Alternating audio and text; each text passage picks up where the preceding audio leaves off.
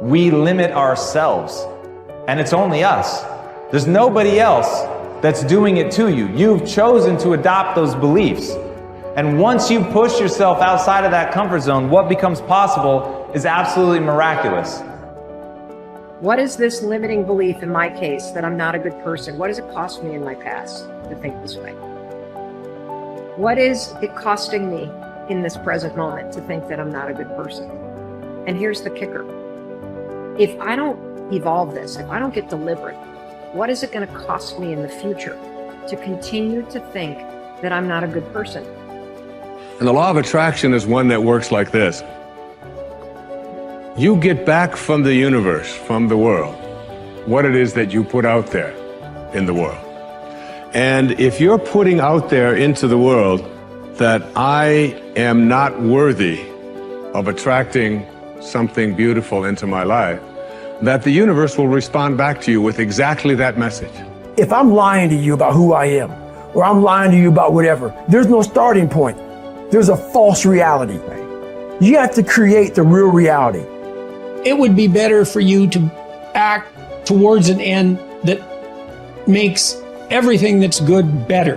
That's the best way to live, to make everything that's good better. And maybe to restrict the development of everything that's malevolent and evil within yourself and in the broader world, insofar as you're able to do that. And so I think that's an expression of love, is that because when you love something, you care for it. And the proper attitude towards being, I think, is care. The best thing about life is tomorrow never happens. Yes? If you just know how to deal with what's now, you know how to deal with your entire life. This moment, if you know how to manage your thought, your emotion and your body, rest drama outside happens. But if this is like this will be joyful and wonderful no matter what's the drama around you. Yes? Oh, what if this happens? What if that happens? Yes, all those things can happen. But you came here to experience life, not to avoid life, isn't it? This is about being able to think like a champion, know what goes on in their heads, understand how you can relate it to your business and whatever you do to take yourself to the next level.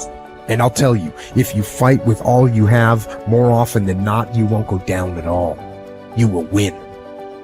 But you have to make that attitude a part of your everyday life. Do the extra repetition. Run the extra mile. Go the extra round. Make the right choices. Give the full measure. Make yourself stronger. Every day, comfort you versus growth you are in a fight. There's a war going on inside you. Comfort you versus growth you. Every day there's a fight, there's a battle, there's a war going on. And you need to decide who's gonna win the fight. It's a daily thing. And the more growth you wins against comfort you, the more you start to grow, the more you start to hit your goals, the more you start to have an impact, the more you start to love yourself. It's painful to understand how much of what you're doing isn't productive. So I'll give you an example. So I've done this a couple of times with classrooms full of students. Usually when I'm lecturing about career development, say, okay, how much time do you waste? So then I get the class to vote. How many of you waste 10 hours a day? It's like 10% of the kids will put up their hands. And it's interesting because I don't define what constitutes waste. I just ask the question. So they're diagnosing themselves, right? I'm not saying you're wasting 10 hours a day. I'm just asking. It's like, given your own attitude, how much time are you wasting? 10 hours a day. It's like 10% of the people put up their hands. Well, when you get to like 6 hours a day, 80% of the people put up their hands. So then we do the arithmetic. It's like, because I like doing arithmetic with people. People hate arithmetic, but I like doing it. It's like, okay, 6 hours a day. It's 42 hours a week. So let's call that a work week, 40 hours a week. So that's a work week. Let's say, what's your time worth? You're a university student. Well, it's certainly worth minimum wage, because obviously, but it's worth way more than that, because if you spend a productive hour when you're 20, then you gain the benefits of that hour for the rest of your life. So there's the compounding effect of time spent when we were young. So I say, well, let's assume your time's worth $50 an hour, which I think is an underestimate, but whatever. Let's call it 50. We could call it 25, but we'll call it 50. That's $2,000 a week you're wasting. It's $100,000 a year. It's like, how much better would your life be if you weren't wasting $100,000 a year? It's like, what is that over 40 years? $4 million. It's like, you're rich. You don't even know it. Quit wasting time. By your own definition. It's like people shake their heads. Well, I never thought about it that way. It's like, yeah, think about it that way. Don't waste your damn life. I know I'm a weak man. I know that I have sinned. I know that I am not perfect. But if I could have a person who's so much wiser than me, if I could look out into the future and my highest, best, strongest, happiest, boldest self could step into the situation, how would my better self advise me now? And you'll always find that your better self will say, calm down. It's not that big of a deal in the bigger picture. You're stronger than you know. Believe in your ability to figure this out. Take a breath. Take a couple breaths. Know that you could make the situation awful and make yourself feel bad, but that's your choice. Your highest self would tell you, you know what? Handle this well so you can respect yourself later. Your best self would say, handle yourself well now, just to prove that you can. Your best self would say, you know what? If you handle yourself now, you'll have fewer regrets later.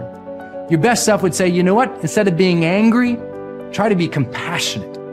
Because from compassion and love comes a greater power to influence than you'll ever have as an angry little child. Oof, your older self, they'd tell you, they'd learn you. They'd give you the messages that you needed to hear. What would you do as your highest self? I like my trigger for myself is when I feel those negative emotions, I ask a very specific question. My question is, if I was acting as my highest self now, what would be my next right action of integrity? Coming from a place where I want to be happy as a human being, how would I reply to this? And that changes the game. The questions we ask ourselves in moments of conflict dictate the answers and the way in which we behave. And so I say to you, take a beat, ask the questions, wonder why you're so upset, and let it go. Ask, what would my highest self do in the situation? Removing distractions is no small matter in our current culture, but it's critical. How do you do it? First, by maintaining the discipline of practicing your priorities. Don't do easy things first, or hard things first, or urgent things first. Do first things first, the activities that give you the highest return. In that way, you keep the distractions to a minimum. Second, insulate yourself from distractions. I've found that I need blocks of time to think without interruption. I've mastered the art of making myself unavailable when necessary and going off to my thinking place so that I can work without interruptions. Because of my responsibilities, I am always aware of the tension between my need to remain accessible to others as a leader and my need to withdraw from them to think. The best way to resolve the tension is to understand the value of both activities. Walking slowly through the crowd allows me to connect with people and know their needs. Withdrawing from the crowd allows me to think of ways to add value to them. My advice to you is to place value on and give attention to both. If you naturally withdraw, then make sure to get out among people more often. If you're always on the go and rarely withdraw for thinking time, then remove yourself periodically so that you can unleash the potential of focused thinking. And wherever you are, be there. Once you have a place to think, you need the time to think. Because of the fast pace of our culture, people tend to multitask. But that's not always a good idea. Switching from task to task can cost you up to 40% efficiency. According to researchers, if you're trying to accomplish many things at the same time, you'll get more done by focusing on one task at a time, not by switching constantly from one task to another. Ralph Waldo Emerson, the great transcendental thinker, believed concentration is the secret of strength in politics, in war, in trade, in short, in all management of human affairs. To help me concentrate on the things that matter, I work to keep important items before me. One way is to ask my assistant to keep bringing it up, asking me about it, giving me additional information in reference to it. I'll also keep a file or a page on my desk so that I see it every day as I work. That strategy has successfully helped me for 30 years to stimulate and sharpen ideas. If you've never done it, I recommend that you try it. Take a good look at yourself from time to time to see whether you are actually making progress. That is the most accurate measure of whether you are making the best use of focused thinking. Ask yourself, am I seeing a return for my investment of focused thinking time? Is what I am doing getting me closer to my goals? Am I headed in a direction that helps me to fulfill my commitments, maintain my priorities, and realize my dreams?